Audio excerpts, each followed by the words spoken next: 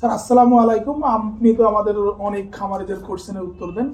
ইতিমধ্যে কিন্তু স্যার আপনি বিভিন্ন সময় খাবার একটা রেসিপি বলেন, 5-6টা আইটেম একটা সুন্দর রেসিপি বলেন।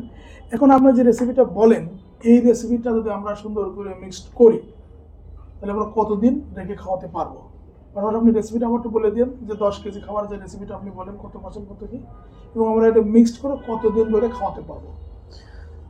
ধন্যবাদ বাজিদ ভাই। আসলে কোশ্চেনটা খুব ছোট হলেও এগুলো জানার বিষয় আছে। ছোটো বিষয়গুলোই কিন্তু একটি খামারের ভালো মন্দ পাওয়ার পিছনে অনেক অংশেই উপকারে আসে, দায়ী থাকে। তো খাবার সাধারণত আসলে এত স্পেস আমাদের নাই, কিন্তু খাবার আমরা সাধারণত 1 সপ্তাহের জন্য খাবার তৈরি করতে পারেন বা হার্ডলি 2 সপ্তাহের জন্য তৈরি করতে পারেন। বেশি ওপেন রাখলে আপনারা জানেন, যদি বেশি ওপেন হলে খামারের একটু হতে পারে, একটু ফাঙ্গাস পড়তে পারে। সাধারণত 1 সপ্তাহের জন্য করতে পারবেন। আমি যেসব খাবার দেখেছি 1 সপ্তাহ বা হার্ডলি 2 সপ্তাহের জন্য, এর বেশি আপনি মিশাতে পারবেন না, কারণ আপনার স্পেসে সংকলন হবে না। কারণ এত জায়গা, এত ওপেন জায়গায় আপনি এত স্পেস পাবেন না। সুতরাং আপনি 1 সপ্তাহের জন্য বানান, কোনো সমস্যা হবে না, বা 2 সপ্তাহ বানান, কোনো সমস্যা হওয়ার কথা না আর কি। 2 সপ্তাহের জন্য বানাতে পারেন, এর বেশি আপনার সুযোগও হবে না, আর আপনি মিশাতে গেলেও আপনার সমস্যা হবে। তো আপনি এটা ডিপেন্ড করে অবশ্য এর উপরে, গরু কত সংখ্যার উপরে। বেশি সংখ্যা হলে আপনি বেশি দিন রাখতে পারবেন না এই সেন্সে, কারণ আপনার স্পেস হবে না। সাধারণত যদি 50টা পর্যন্ত হয়, তাহলে আপনি প্রতি সপ্তাহে একবার করে আপনি তৈরি করে ফেলেন, তাহলে এটা আপনার সুবিধা হবে। দানাদার খাবারের লিস্ট একটু যদি আপনি একটু বলে দিতেন। কার, গাভীর ক্ষেত্রে না ষাঁড়ের ক্ষেত্রে? গাভীর ক্ষেত্রে বলেছি, যদি আপনি গমের ভুসি খাওয়াবেন, গমের ভুসি দিবেন 45% অথবা 40%, ভুট্টা ভাঙ্গা দিবেন 20%, সয়াবিন ভাঙ্গা দিবেন 20%, সয়াবিন বা অথবা খৈল। আর হচ্ছে ধানের কুড়া দিবেন ভালোটা, যেটা ধানের রাইস পলিশ 10%, কুড়া 10%।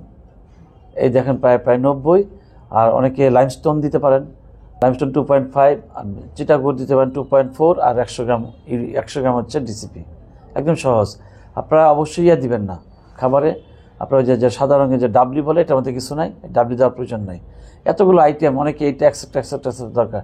অনেকে আপনার সোলার ভুসি দিচ্ছেন ইয়ার মধ্যে, গাভীর ক্ষেত্রে সোলার ভুসি গাভীর জন্য না। খোল তো বলেছি আপনাকে।